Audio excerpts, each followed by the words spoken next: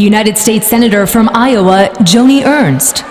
Jason Beardsley, former Master Sergeant, U.S. Army Special Forces and current CEO of the Underground Movement. And the United States Representative from Montana, Ryan Zinke, joined by real American heroes previously recognized by Mrs. Trump. Senator Joni Ernst.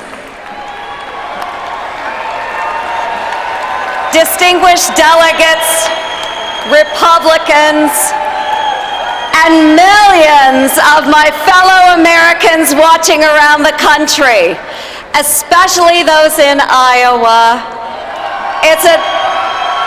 Thank you, Iowa. It's an honor to be with you in Cleveland and to be on this stage with fellow veterans.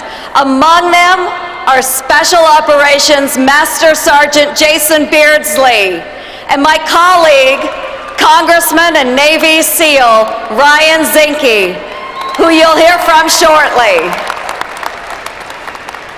I never would have imagined a farm girl like me from Montgomery County would have the opportunity to serve as the first woman elected to federal office from Iowa. However, my parents always said to my brother, sister, and me that if we worked hard, anything was possible. Growing up, we didn't have much, but what we didn't have in money, my parents, particularly my mother, made up for with tenacity. She really encouraged us. You never hear her say, "No, you can't do this." Instead, if something was challenging, she'd say, "Joni, we'll figure out a way. If this is what you want, let's make it happen. We'll figure it out together."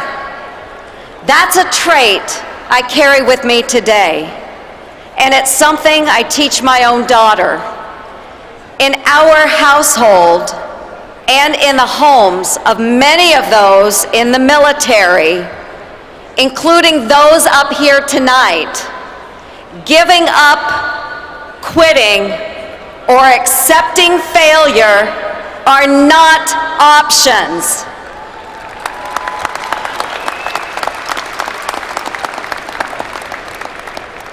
That resilience is not unique to our house. That can-do attitude has served as the foundation of our country for 240 years. It continues tonight here in Ohio, in Iowa, and all around our great nation.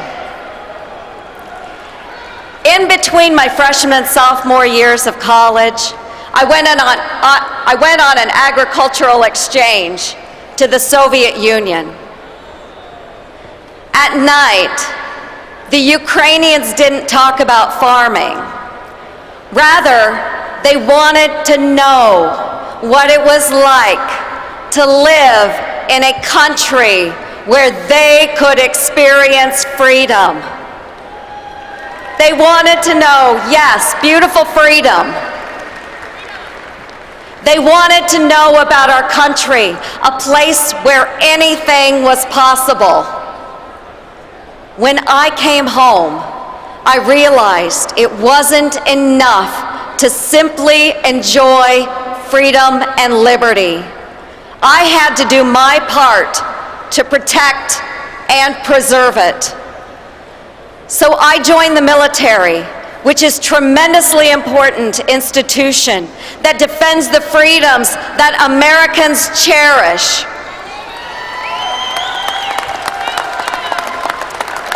Thank you. I've had the great privilege of serving my state and our country while working alongside some of our nation's finest soldiers.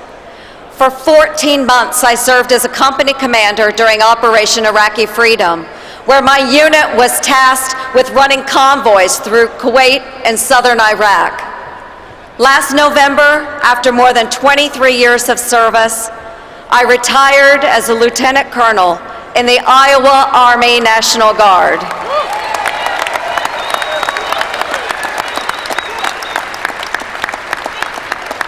As I travel across Iowa and around our great country, I hear from folks who are worried America is no longer leading, but rather following from behind. Those concerns are echoed by our allies around the world, and rightfully so. The question I hear time and time again is, where is America's leadership?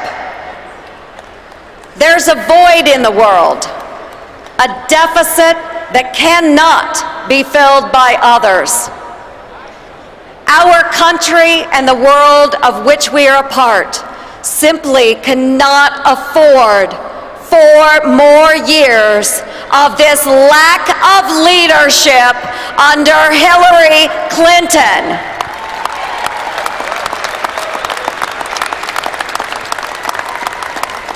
Our allies see us shrinking from our place as a leader in the world, as we have failed time and again to address threats. They are looking for American leaders, leaders who are willing to stand up and say, enough is enough.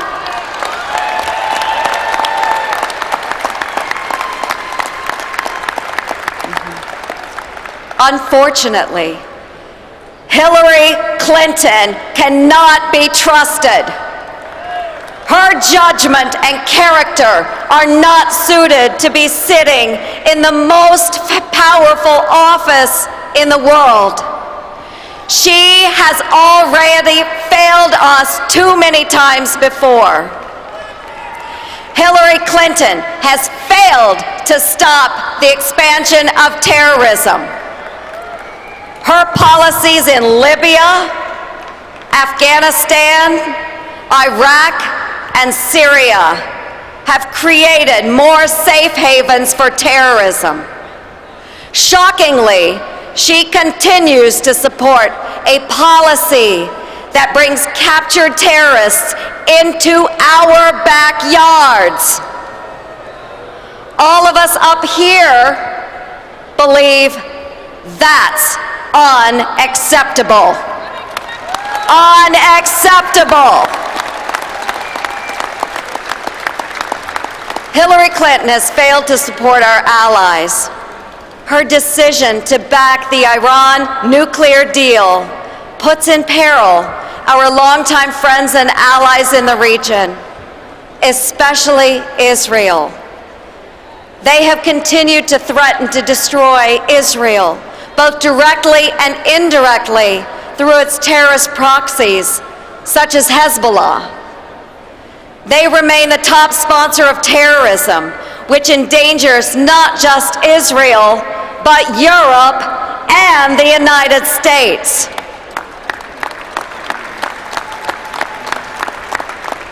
And look, just take a look, folks, at the pathetic track record she and Obama have in the war on ISIS. This administration has called them junior varsity adversaries, ignoring some of the best advice they were given. They represent a threat that is not limited to the Middle East and is spreading rapidly. In fact, according to the FBI, ISIS is present in all 50 states. Think about it for a moment. Terrorists from ISIS are in every one of our 50 states. They will use, yes, boo, they will use whatever weapons they have. Guns, trucks, knives, poisons, and bombs to kill innocent people. Under this current administration's wayward policies, ISIS continues to spread, while the president fails to put forward a comprehensive strategy to defeat and destroy them.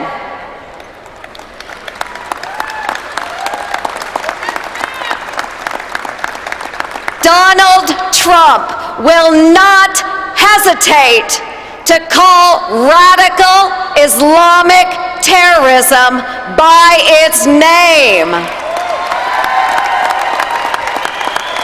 And he will not hesitate to destroy those that wish to harm our great nation.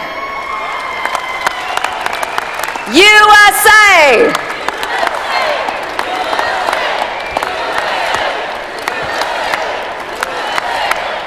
God bless you. Yet Hillary Clinton has failed to protect our national security in other ways. She jeopardized our safety by deciding our laws don't apply to her, setting up her own private email server, and then lying to the American people about how it was used.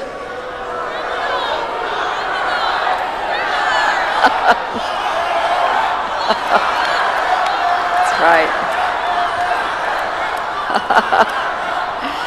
Our men and women of the armed services, and let me say this clearly, our men and women of the armed services do not fail us.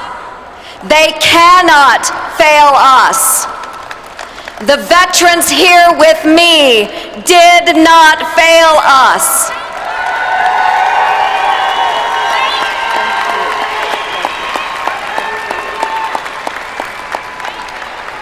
They did not fail us. They too are individuals of the highest integrity. Our presidents cannot fail us either. How can we accept Hillary Clinton when she has failed them, failed us, and cannot be trusted? She has proven time and time again that she is entirely unfit to serve as our nation's commander-in-chief.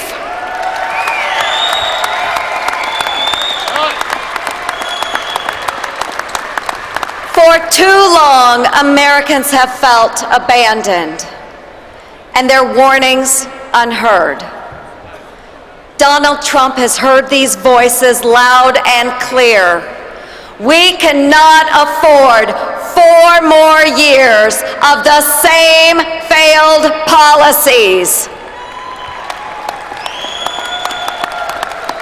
If that is not enough, the Veterans Administration has been failing those who have served alongside those of us here on the stage with scandal after scandal at the highest levels. Inferior care, long wait times, extraordinary inefficiency, and a bureaucracy that has gone wild still continues. We need a commander-in-chief who will stand up to our enemies, support our allies, and have our veterans' backs. We need, thank you, we need a leader who will ensure America remains a strong, stabilizing force around the globe and who will keep us safe here at home. Our country cannot take another 4 years like the 8 we've just had. It's time to stand up and fight for the security of our children, our grandchildren, and ourselves.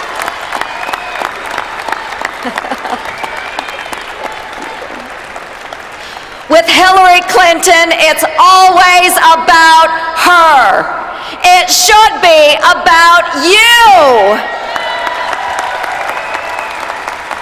Donald Trump is focused on you. He gave a voice to a movement of millions of Americans who are tired of politics as usual. I know as president, he will work tirelessly to keep our nation safe. Now is the time to make America safe again. Thank you, thank you. Thank you, and may God bless all of you, the wonderful state of Iowa. The brave men and women in uniform, and these great United States of America. God bless you. God bless you.